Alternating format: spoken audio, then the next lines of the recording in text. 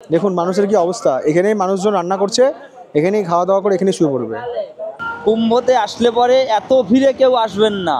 মানুষজন এখানেই বিছানা কম্বল পেতে নদীর ধারে শুয়ে পড়ছে, থাকার জায়গা নেই, মানুষ এখানেই শুয়ে পড়েছে, এখানেই রাত কাটাবে, কম্বল টম্বল মুড়ে কালকে সকালে স্নান করবে। আপনি যদি কুম্ভের মেলায় নাই হাঁটলেন তাহলে ভারতবর্ষ আর কি দেখলেন?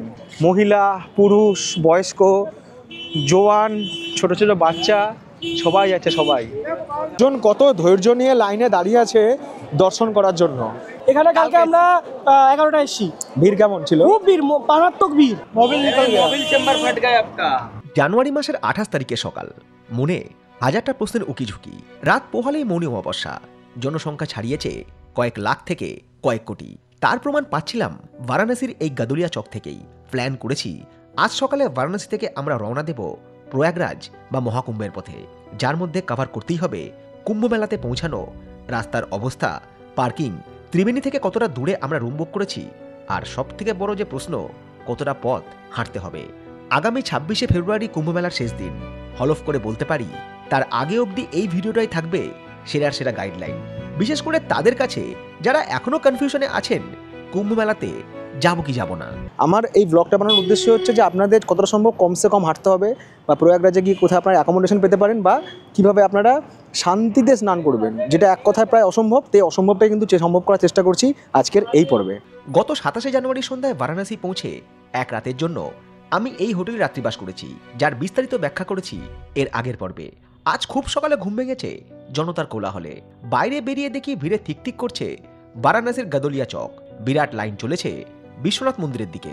ভারতবর্ষের এমন কোনো জায়গা নেই যেখান থেকে মানুষ আসেনি এই কুম্ভ মেলার জন্য। বারাণসী, অযোধ্যা, সব জায়গায় ভিড়, সব জায়গায় চরম ভিড়ে পরিস্থিতি নাকাল। এক কাপ চা দিয়ে শুরু হোক আমাদের সকাল। চায়ের দোকান চা শেষ হয়ে গেল নাকি? চায়ের দোকানের চাই শেষ হয়ে গেছে সকালবেলায়। আমি রায়গঞ্জ থেকে এসছে। এখানে কালকে আমরা 11টায় এসেছি। ভিড় কেমন ছিল? খুব ভিড়, মারাত্মক ভিড়। কৌশিকদা পা কাঁপছে তোমাকে দেখে। আরে না না ভাই, বিন্দাস চলো, কালকে দেখা হবে প্রয়াগরাজে গিয়ে। এই হচ্ছে বিশ্বনাথ মন্দির যাওয়ার রাস্তা, কিন্তু এই রাস্তাটাকে বন্ধ করে দিয়েছে। এইটাও এন্ট্রি ছিল, কিন্তু এখন এই রাস্তা বন্ধ। জন কত ধৈর্য নিয়ে লাইনে দাঁড়িয়ে আছে দর্শন করার জন্য। ধৈর্যের পরীক্ষা শুধু এখানে দিলেই হবে না, ধৈর্যের পরীক্ষা কিন্তু প্রয়াগরাজেও দিতে হবে। ওখানেও এই লেভেলে ভিড়, প্লাস ওখানে তো হাঁটা রয়েছে। যাই হোক, পেয়ে গেছি একটা চায়ের দোকান। प्रयागराज में भीड़ कितना था? बहुत भीड़ था ना, वहाँ पर नहा लिए।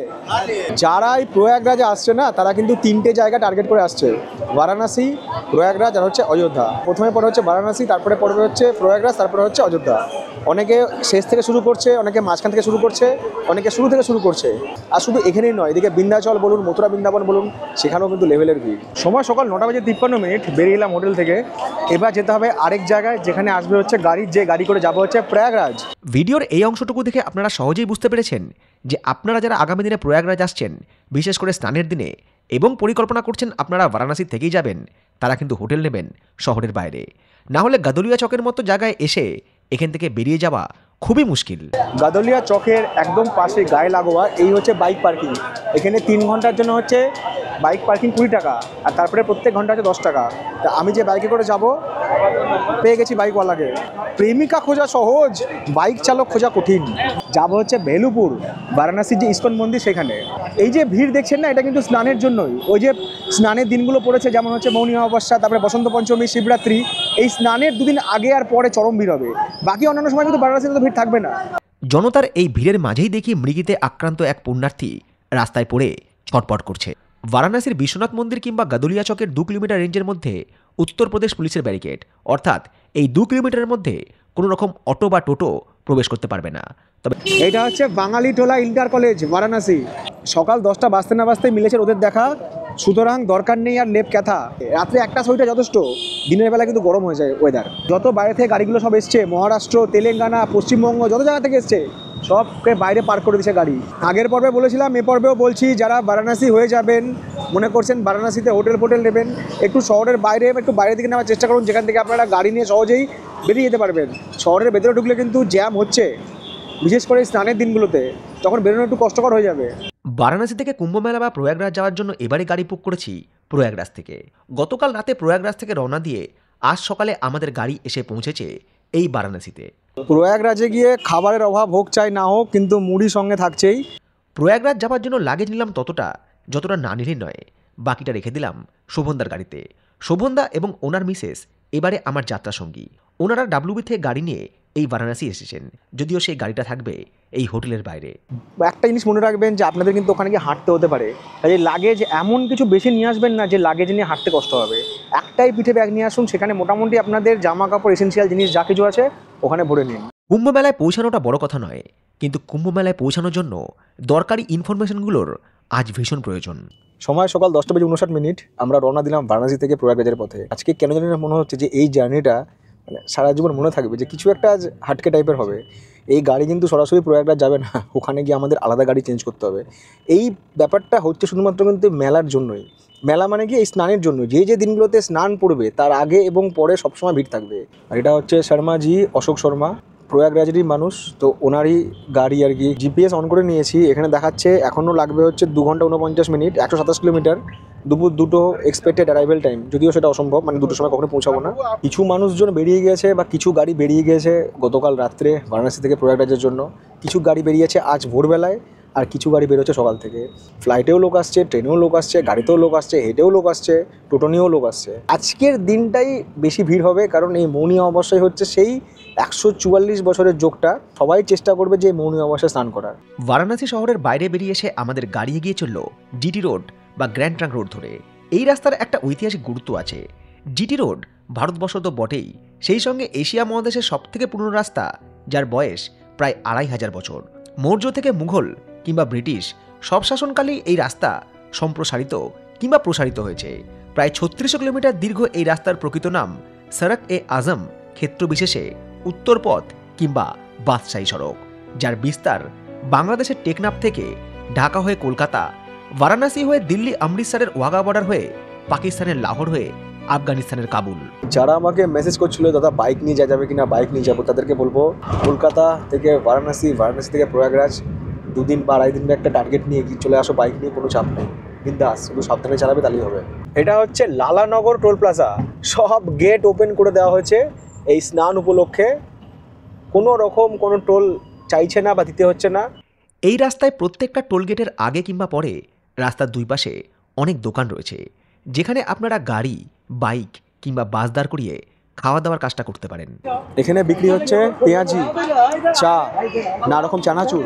আমি নিলাম হচ্ছে এখান থেকে 4 রকম চানাচুর, চায়ের সাথে এখানে মোটামুটি, আর সেই সাথে এরকম বেকারির বিস্কুট। সারা রাত দোকান খোলা, সারা রাত।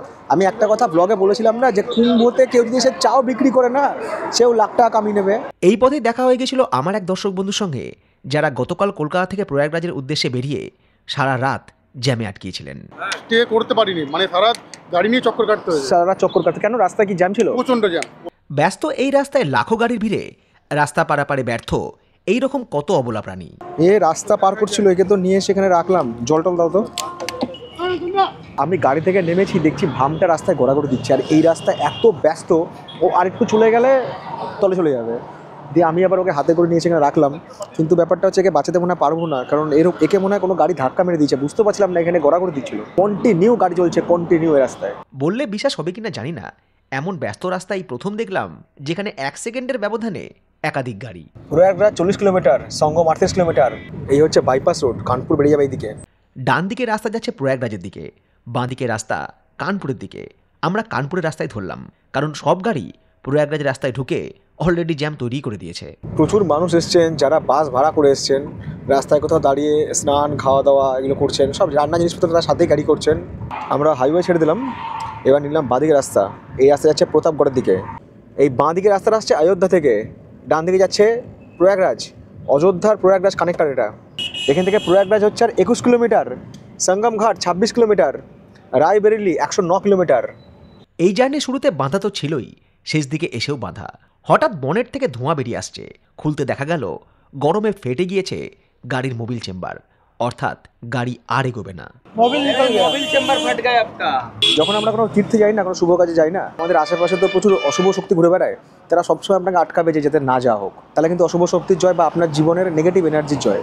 কিন্তু এই যে সমস্ত বাধা কাটিয়ে আপনি যখন পৌঁছাবেন, তখনই কিন্তু আলটিমেট আপনার জয় হবে, শুভ শক্তির জয় হবে। আর এর জন্য কিন্তু ঈশ্বরের মানে টানটা ভীষণ দরকার। আমি এটা জীবনে খুব ফিল করি। তো এরকম বাধা কিন্তু আমার জীবনে অনেকবার এসছে, আপনারা ব্লগে দেখেছেন। ঠিক আছে, গাড়ি খারাপ হয়ে গেছে, বিকল্প গাড়ির ব্যবস্থা হবে, নাহলে বাসে করে যাবো, কিছুভাবে পৌঁছাবো। আলটিমেট পৌঁছানোটা হচ্ছে আমার লক্ষ্য। 8 ঘন্টা মতো ওয়েট করলাম, বিকল্প গাড়ির ব্যবস্থা করা হলো। যে গাড়িটা এলো থেকে হচ্ছে প্রয়াগরাজ থেকে, সময় বেলা 2:34। এখান থেকে প্রয়াগরাজ হচ্ছে 17 কিলোমিটার, আর লখনৌ হচ্ছে 194 কিলোমিটার। এইটা আমাদের ওয়েস্ট বেঙ্গলের গাড়ি, মহাপ্রভু নবদ্বীপের গাড়ি না? টাইম 3:05। সামনে এইরকম জ্যাম। সঙ্গম তো অনেক দূরের কথা, প্রয়াগরাজ শহরে ঢোকার কিছু আগে থেকে শুরু হলো জ্যাম। কেউ আর ট্রাফিক আইনের আওতায় নেই, কে আগে যাবে সেটাই শেষ কথা। গাড়ি, বাস সব মিলেমিশে যাতা অবস্থা। ভুল আমাদেরও হয়েছে, বারাণসী থেকে খুব ভোরে বেরিয়ে আসতে পারলে এতটা জ্যামের মধ্যে হয়তো পড়তে হতো না। সেই ভুলটা আপনারা করবেন না। যে রুটেই আপনারা আসুন না কেন, চেষ্টা করুন যতটা সম্ভব আগে এই প্রয়াগরাজ পৌঁছানোর। এইদিকে রয়েছে পার্কিং, বাস টাস পার্কিং, সামনে রয়েছে সঙ্গম ঘাট। এমনও হচ্ছে দেখছি কেউ নতুন গাড়ি কিনেছে, নতুন গাড়ি নিয়ে বেরিয়ে পড়েছে, নাম্বার প্লেটও নাই, বেরিয়ে পড়েছে। প্রচুর মানুষ, প্রচুর, কত জায়গা থেকে বাস এসছে। মানে এই জিনিসগুলো চোখে না দেখলে না বিশ্বাস করানো মুশকিল। ভিডিওতে তো আপনারা দেখছেন, কিন্তু চোখে দেখলে বোঝা যাবে যে কত মানুষ এসছে এখানে। বাসগুলোর পার্কিং শহর থেকে অনেকটাই দূরে। যারা বলছে বাস থেকে নেমে 20 কিলোমিটার হাঁটলাম, তারা কিছু ভুল বলছে না। আর বিশেষ স্নানের দিন বলেই হয়তো এই রাস্তায় বিকল্প কোনো গাড়ির ব্যবস্থাও নেই। বাস থেকে নেমে লোকজন যে কিভাবে হেঁটে যাবে সেটাই সব থেকে বড় চ্যালেঞ্জ। তার উপরে ধুলো তো রয়েছে। মেলা উপলক্ষে এই জায়গাতে টেম্পোরারি রাস্তা কিংবা ব্রিজ তৈরি করা হয়েছে গঙ্গা নদীর উপরে। পাশেই নির্মীয়মান প্রয়াগরাজের গঙ্গার ওপরে নতুন 6 লেন ব্রিজ। আমরা প্ল্যান করেছিলাম শহরের ভেতরে ঢুকবো, তবে উল্টো পথে, যাতে কম হাঁটতে হয়। এই ম্যাপটা একটু দেখে নিন, তাহলেই আপনাদের কাছে পরিষ্কার হয়ে যাবে আমাদের অবস্থান। শহরের বিভিন্ন জায়গায় পার্কিং রয়েছে, তবে সেটা যেদিকেই হোক না কেন, বিশেষ স্নানের দিনগুলোতে কিংবা তার একদিন আগে পরে কমপক্ষে 4 থেকে 5 কিলোমিটার হেঁটেই আপনাকে সময়ে পৌঁছাতে হবে। এই মানসিকতা তৈরি করে তবেই কুম্ভ মেলায় আসুন। আর অন্যান্য দিনগুলোতে হয়তো কিছু কম হাঁটতে হবে। একটা দিক থেকে মানসিক প্রস্তুতি নিয়ে আসতে হবে যে আমাকে হাঁটতে হবে, এবং ওই জন্য প্রথমে বলেছিলাম যে লাগেজ খুব লাইট নিয়ে আসুন। সময় 4:08। আমরা 1 ঘন্টায় বোধহয় 1 কিলোমিটার এলাম। এই ভিড়, তার উপরে এখানে ফোনের নেটওয়ার্কও ভালো নেই। সবাই তো নেট ইউজ করছে, নেট খুবই স্লো। একটা জিনিস এখানে চলবে, সেটা হচ্ছে মুড়ি। আর যারা গাড়ি নিয়ে আসছেন তারা সঙ্গে করে সাফিসিয়েন্ট জল এবং খাবার অবশ্যই ক্যারি করবেন। আর স্মার্টফোনে অবশ্যই ডাউনলোড করে রাখবেন কুম্ভ মেলার অফলাইন ম্যাপ, কারণ এখানে ইন্টারনেটের স্পিড খুব ভালো নয়, বিশেষ করে এত মানুষের ভিড়ে। আর যারা এসছে কুম্ভতে, ওইখান থেকে সমস্ত তাদের লাগেজটাকে সব বের করে নিচ্ছে। গাড়ি পার্কিংয়ে তারা হেঁটে হেঁটে যাবে, আর মানুষজন এইভাবে হেঁটে হেঁটে যাচ্ছে। কত দূর হাঁটতে বোঝা যাচ্ছে না, তবে আমার যেটা অনুমান বলে তাদের হচ্ছে ব্রিজটা পার করতে হয়, ব্রিজটা পার করে উপরে যেতে হবে। এই যে ওপর দিয়ে রাস্তাটা, এদিকে যেতে হতো প্রয়াগরাজ, এই 2-2.5 ঘন্টা আগে রাস্তা বন্ধ করে দিচ্ছে। এত গাড়ির চাপ বেড়ে গেছে, এত গাড়ির চাপ বেড়ে গেছে। আপনারা যারা আসছেন, যাদের সাথে আপনারা আসুন, যেভাবেই আসুন, চেষ্টা করুন বারাণসী থেকে সকাল সকাল বেরোতে। যত আর্লি মর্নিং বেরোচ্ছে, রাত 3টের সময় হলে রাত 3টে বেরিয়ে পড়ুন, তাহলে কি বলুন তো, রাস্তায় ফাঁসবেন না জ্যামে। সময় বিকাল 5:51।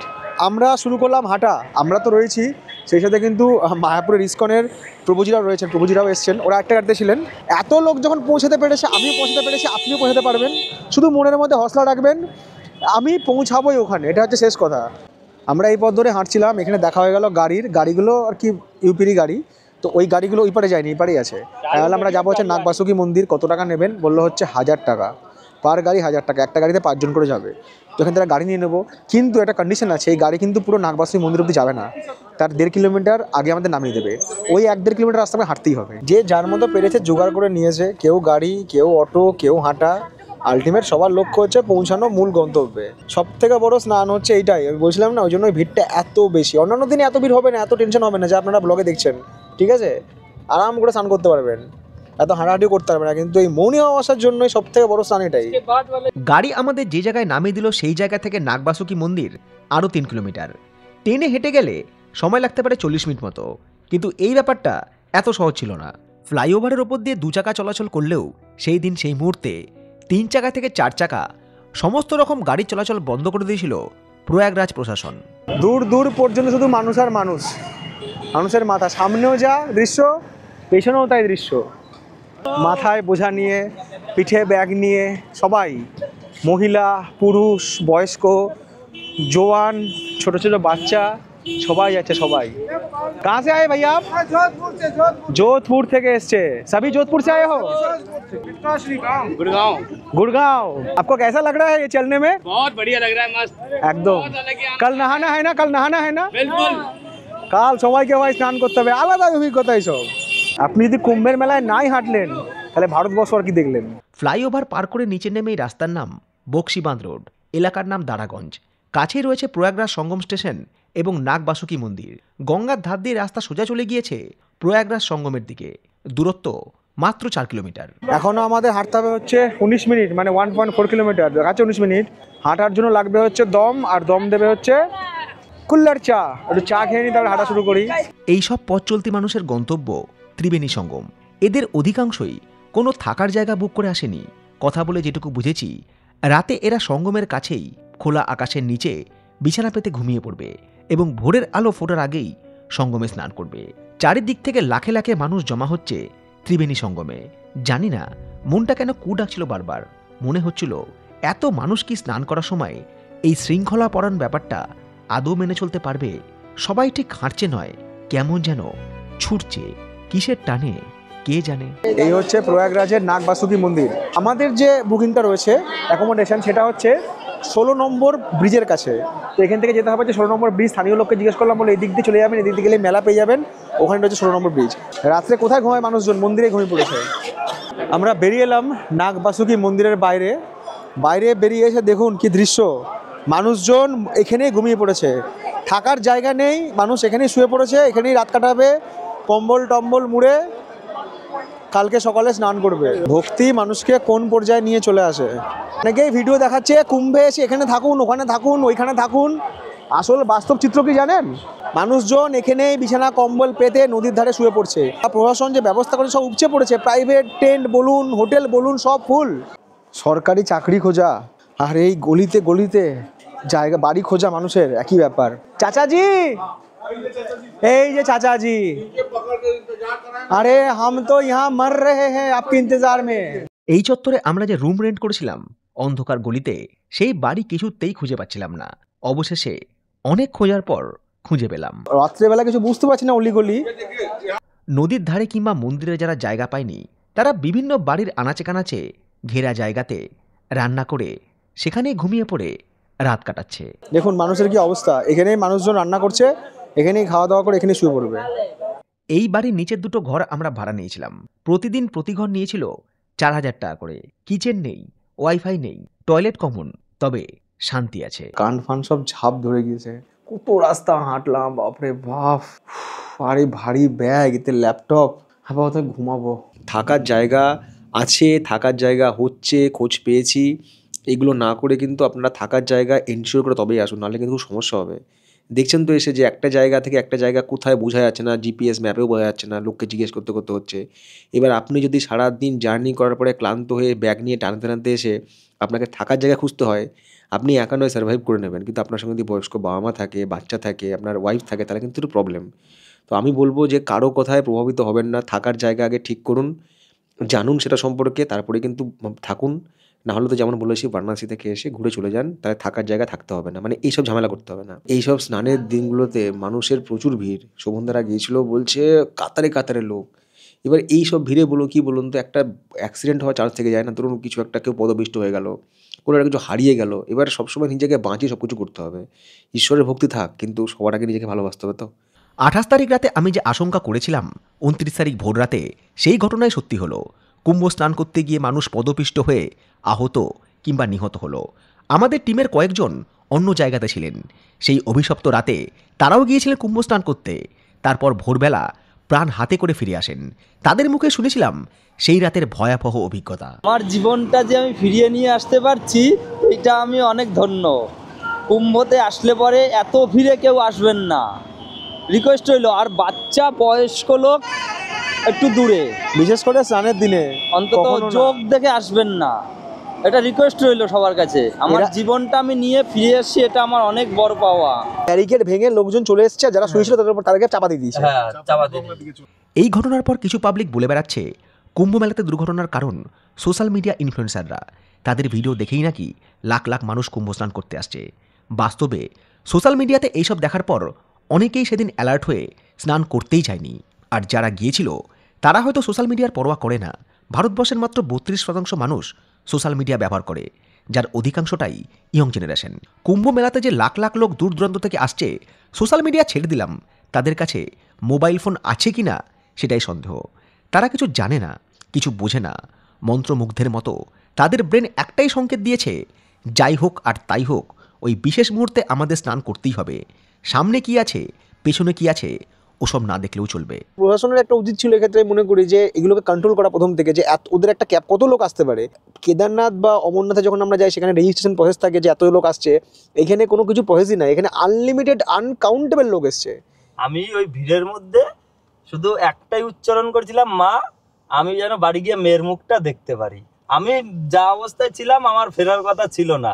ওইখানে এমন মানুষজনও মারা গিয়েছে, তারা কোনোদিন জানতেই পারলো না কি হলো। হয়তো ঘুমের ঘরে আছে, তারা ঘুমের ঘরে ঘুমের দেশেই চলে গেল, জানতেই পারলো না কি ঘটনা ঘটলো। কোনো বাধ্যবাধকতা নেই যে আপনাকে সবার আগে পৌঁছাতে হবে, কোনো বাধ্যবাধকতা নেই আপনাকে ওই সময় স্নান করতে হবে। যে সময় মনে করবেন আপনি কমফোর্টেবল, কোনো রকম ঝামেলা অশান্তি হতে পারে না, ভিড় নেই, বা আপনি ভিড়ের কোনো দাপটে পড়বেন না বা চাপেটে আসবেন না, ওই সময় গিয়ে স্নান করুন, বিন্দাস বেরিয়ে চলে আসুন। তীর্থে বেশিক্ষণ থাকতে নেই, আপনার দর্শন শেষ বা স্নান করা শেষ, সাটাসাট বেরিয়ে চলে আসুন। আর বলিহারি আমাদের কিছু বঙ্গ মিডিয়া, যারা কিছুদিন আগে মানুষকে এঙ্গেজ করে রাখার জন্য বাংলাদেশকে নিয়ে পড়েছিল, তারা আজ কুম্ভমেলা নিয়ে বিভিন্ন ঘটনাকে নাটকীয়ভাবে তুলে ধরে মানুষকে আরও আতঙ্কিত করে তুলেছে।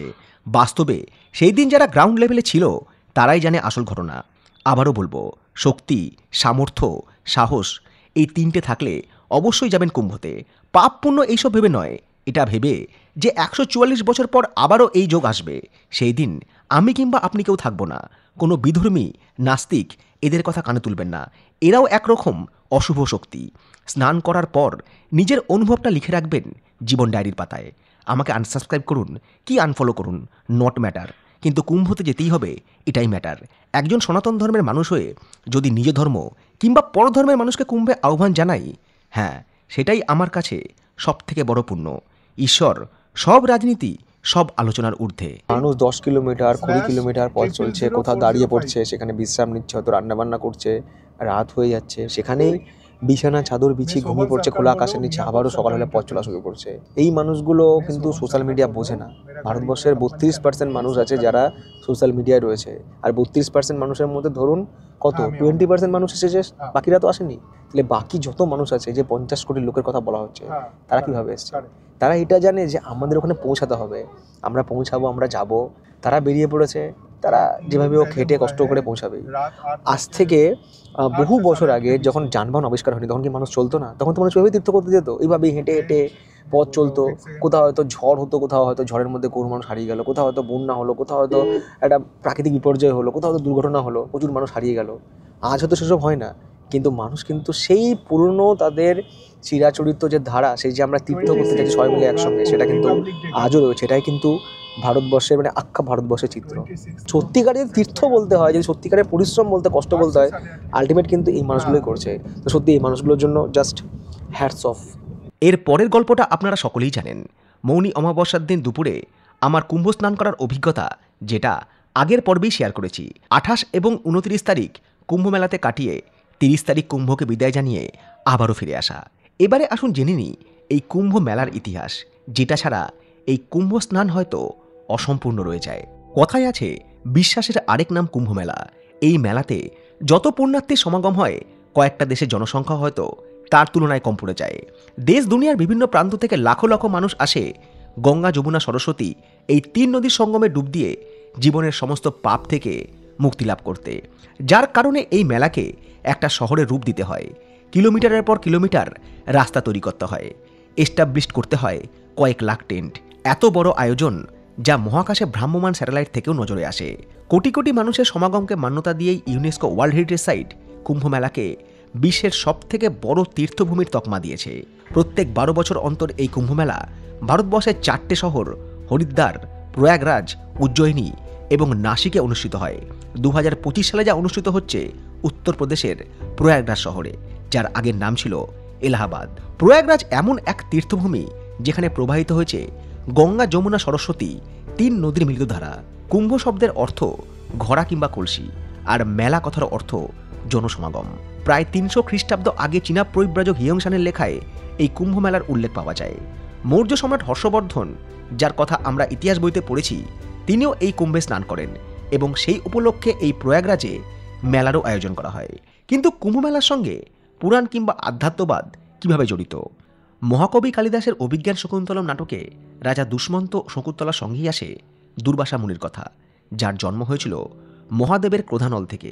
সেই কারণে দুর্বাসা মুনির অভিশাপ দেওয়ার কথা বিভিন্ন গল্প আখ্যানে শুনতে পাওয়া যায়। একবার দুর্বাসা মুনি দেবরাজ ইন্দ্রকে ফুলের মালা উপহার দিলেন। দেবরাজ ইন্দ্র নেহাতি অবহেলায় সেই মালা তার হাতির গলায় পরিয়ে দিতেই সেই হাতি মালাটিকে পদপিষ্ট করল। এই ঘটনায় ক্রোধিত দুর্বাসা মুনি দেবতাদের অভিশাপ দিলেন যে তাদের শক্তিও কমে আসবে, আর সেই অভিশাপ ফলে যাওয়ার কারণেই দেবতারা ধীরে ধীরে শক্তিহীন হতে শুরু করলেন। উল্টো দিক থেকে অসুররা এই সুযোগে শুরু করে দিল দেবতাদের উপর অত্যাচার। ব্যাপারটা এইরকমই যে শুভ শক্তির পরাজয় আর অশুভ শক্তির জয়, যেমনটা আমাদের মধ্যে আজও হয়, আর তখনই আমরা ভুল পথে চালিত হই। এরপর আমরা হয় শ্রীকৃষ্ণ, না হলে মহাদেব, না হলে কোনো না কোনো আরাধ্য দেবতার নাম স্মরণ করি যে হে ঈশ্বর আমাদের রক্ষা করো। এমনইভাবে দেবতারা শরণাপন্ন হলেন বিষ্ণুর। তিনি নিদান দিলেন সমুদ্র মন্থনের, যেখানে দেবতা এবং অসুররা উভয়ে অংশগ্রহণ করবে। ক্ষীরসাগরে সমুদ্র মন্থনের জন্য বাসুকীনাথকে মন্থন দড়ি এবং মন্দার পর্বতকে মন্থন দণ্ড হিসাবে ব্যবহার করা হবে। সমুদ্র মন্থনকালে 14টা জিনিস উঠে আসে। সবার প্রথমে হলাহল, যে বিষ পান করে মহাদেব নীলকণ্ঠ হয়ে যান। এরপর কামধেনু গাই, ঐরাবত হাতি, কল্পতরু, মা লক্ষ্মী, অপ্সরা, রম্ভা, পাঞ্চজন্য শঙ্খ, পারিজাত বৃক্ষ, সারং ধনুকের মতো অনেক জিনিস উঠে আসার পর শেষে উঠে আসে অমৃত ভরা কলসি। কারা নেবে এই অমৃতের অধিকার, এই নিয়ে দেবতা এবং অসুরদের মধ্যে সংঘর্ষ শুরু হয়। এই সুযোগে ইন্দ্রের পুত্র জয়ন্ত অমৃতের কলসি নিয়ে পলায়ন করলেন। অসুররা তার পেছনে ধাওয়া করলেন।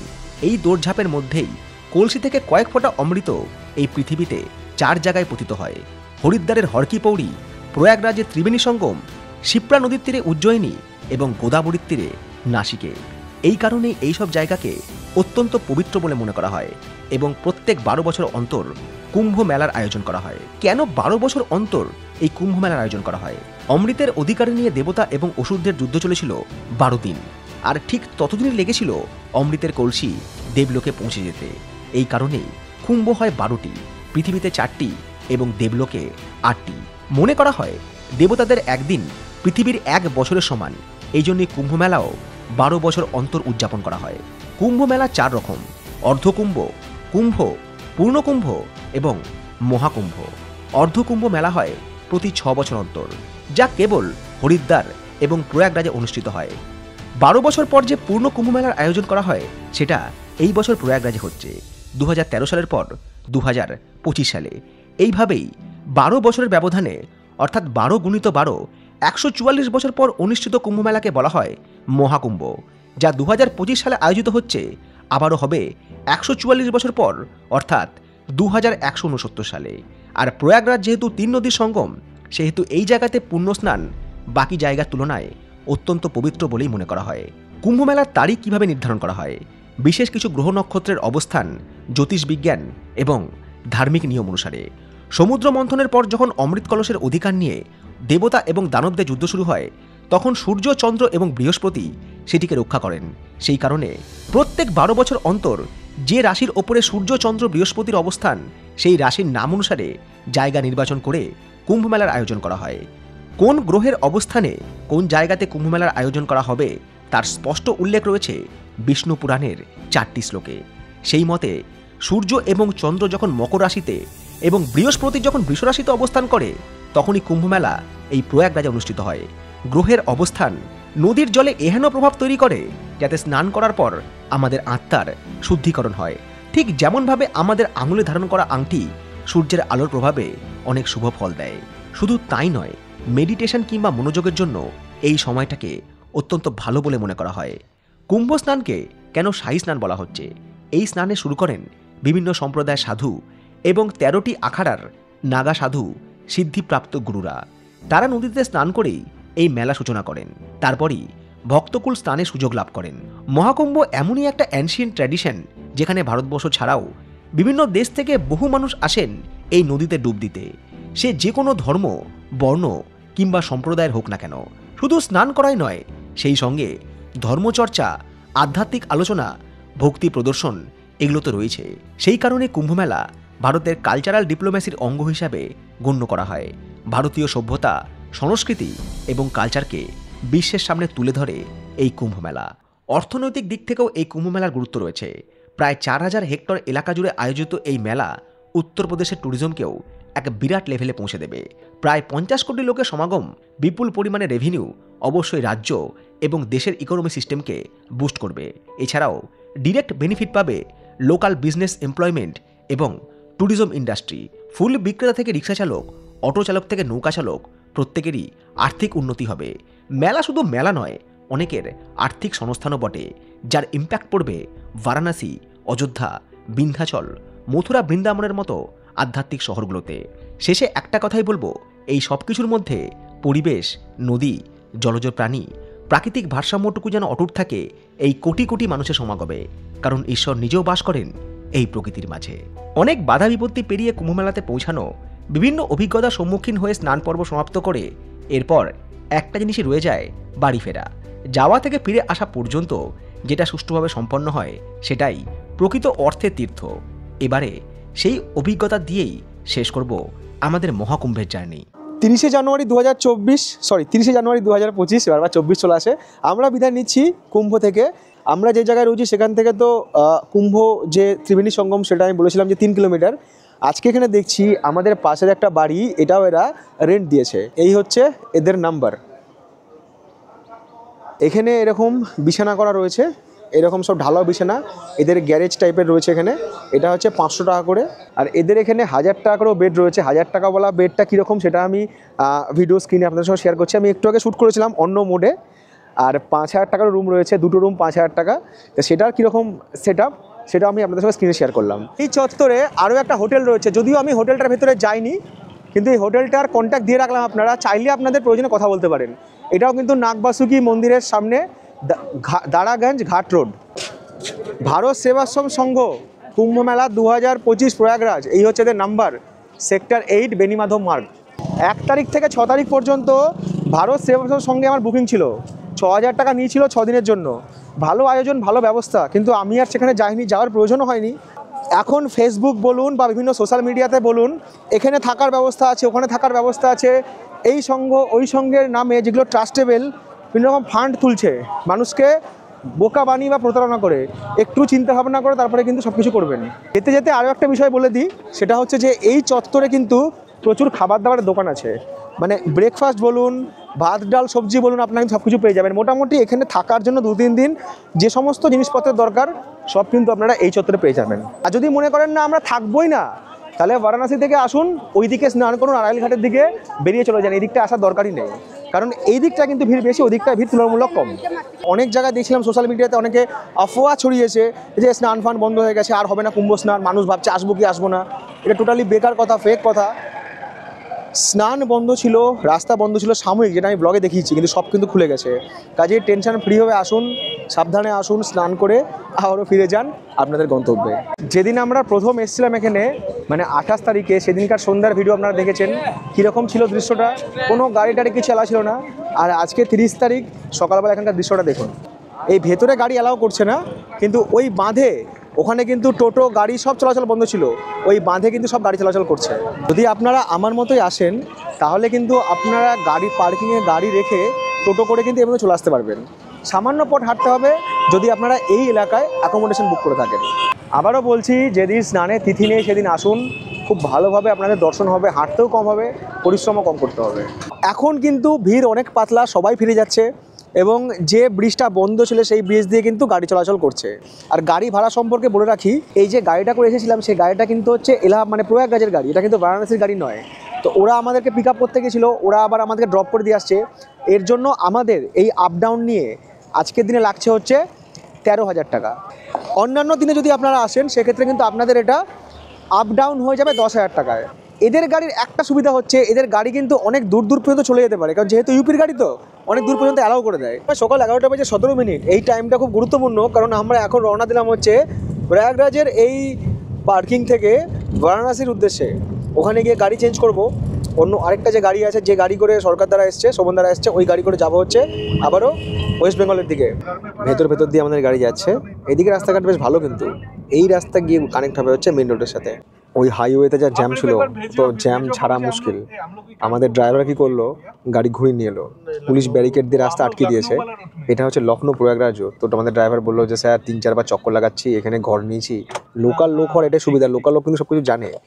2-4 বার রিকোয়েস্ট করতে পুলিশ ব্যারিকেড খুলে দিল, আমাদের গাড়ি ঢুকে গেল রাস্তায়। মানে আমাদের জ্যামে পড়তে হবে না, আমরা এদিক দিয়ে গিয়ে আবার হাইওয়েতে উঠবো। ওই কানেক্টিং রাস্তাটা এসে মিশলো হচ্ছে হাইওয়েতে।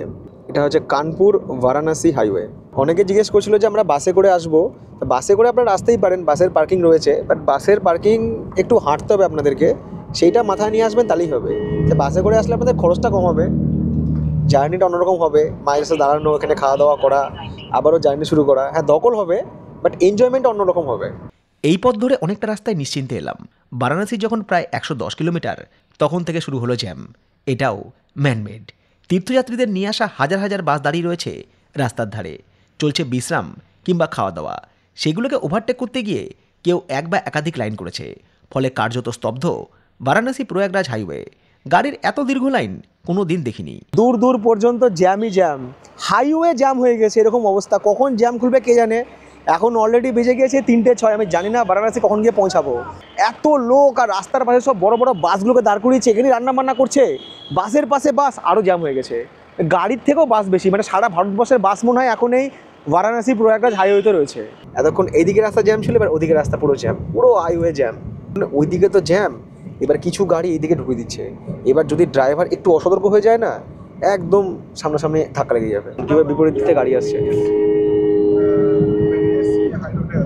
আর খাওয়া দাওয়া যে করবো না, এই সমস্ত হাইওয়ের ধারে যে সমস্ত ধাবাগুলো না, তার সামনে সব বাস দাঁড়িয়ে আছে, আর সেখানে ভর্তি লোক। রনে বনে জলে জঙ্গলে যেখানেই খিদা পাইবে, মুড়িকে স্মরণ করিবে। আমাদের সঙ্গে মুড়ি স্টক শেষ, তো এখান থেকে মুড়ি নিয়ে নিলাম। মুড়ির দাম পড়লো হচ্ছে 25 টাকা, আর সেই সাথে কিনে নিচ্ছি অনেকগুলো চানাচুর, সব 5 টাকা, হরেক দাম 5 টাকা। এই থাকলে আমার 4-5 দিন ভাত না হলে চলে যাবে। বেলা ফুরিয়ে সন্ধে হয়ে গেল, বারাণসী পৌঁছেও যেন পৌঁছাতে পারলাম না। বারাণসী ঢোকার পর সামনে বিরাট জ্যাম, সব বাসের জ্যাম।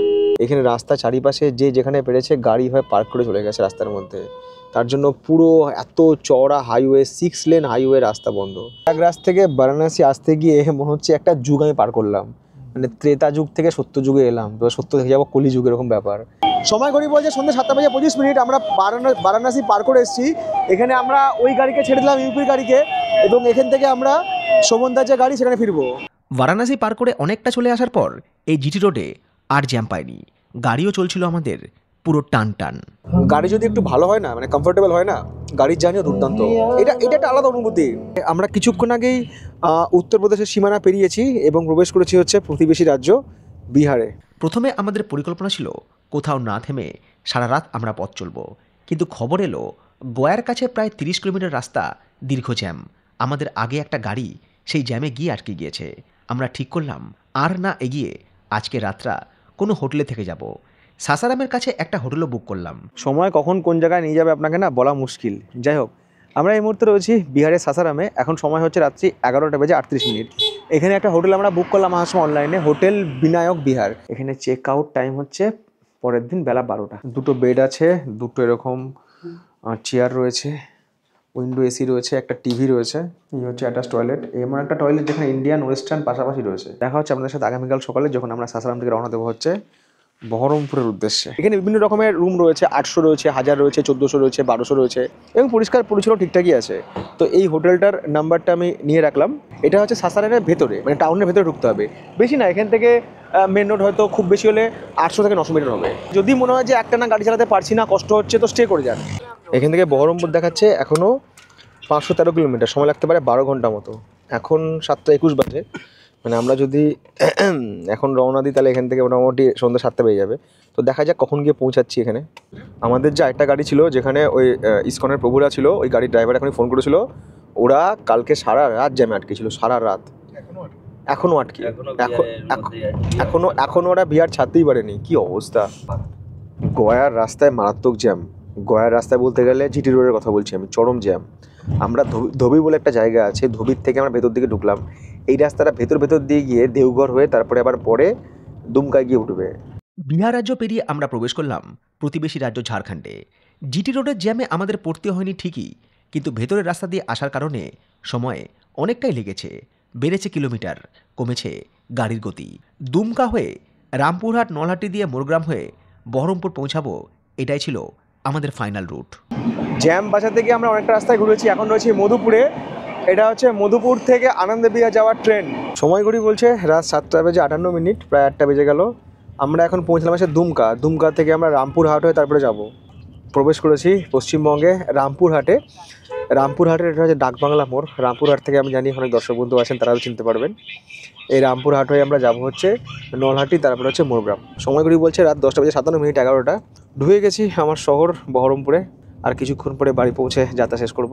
দেখা হচ্ছে আপনাদের সাথে নতুন গল্পে। সবাই শুভরাত্রি অ্যান্ড লাভ ইউ।